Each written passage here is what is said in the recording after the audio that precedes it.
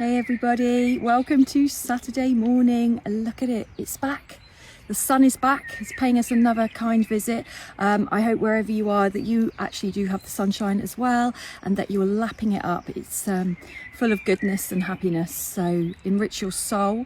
I was reflecting this morning on the wounded healer and how we all have the archetype of the wounded healer within us, and some of us are fated to work with the wounded healer and some of us are fated to leave it dormant at this stage in our journey. And the wounded healer is a funny thing. It's been known about for a very, very long time, and it can be quite misunderstood. And it's really the act of courage, I think, with healers, the deepest healers, their journey on their own, studying their own life and what it is to survive and suffer at the same time their own pain.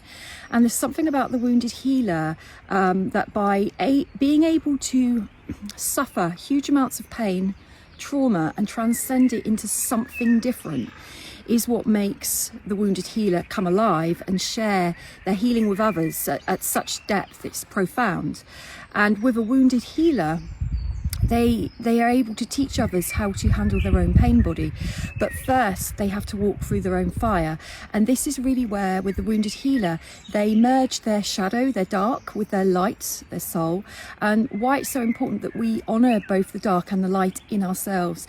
We can often get very caught up with wanting to go into the light and it's all love and light and fluffy, but the reality of spirituality and the wounded healer is strongly linked, because it's deeply working with the dark, the shadow, the pain, the suffering, and using it to not stay permanently in a very bitter, angry, resentful, destroyed state, but to actually finally alchemize that exact pain into gold, under pressure, becoming a diamond, where that pain is what enables a wounded healer to open up into deep empathy, deep understanding, deep compassion, the ability to strive to understand another person's experience and not taint it by your own, not judge it, not condemn them, even if you're coming across people who've done pretty bad things. I mean, haven't we all to a degree? I understand there's a spectrum of badness, but working with the damaged, traumatized part that was able to do certain things in the first place,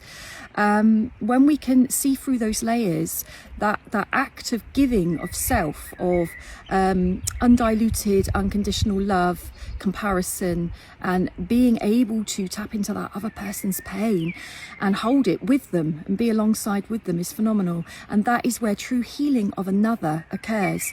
But a wounded healer is never really entirely ever healed. I mean, are any of us entirely ever healed? Because life still continues, new things go on to happen, and we pick up the collective pain and trauma that's going on, even if it's at the opposite end of the world and not directly influencing us. We can feel it globally. But a wounded healer has to protect themselves as well. They have to have super strong boundaries. They have to really work their process. They need to look after themselves deeply so that they're not too entrenched in that level of suffering, because it is the ability to withstand suffering without numbing it, without avoiding it, without pushing it away, to eventually be able to just be in it and attach nothing to it and come out the other end, is what makes a wounded healer be able to strike out and do their work. Because really, there is a purpose to being a wounded healer.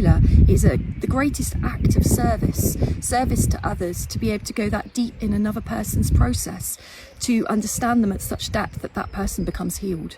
So a wounded healer will always walk their talk on some level, because they cannot get away from their suffering, but it is always a choice what to do with that suffering. It will either make you or it will break you, and it can often be a combination of the two at any different time.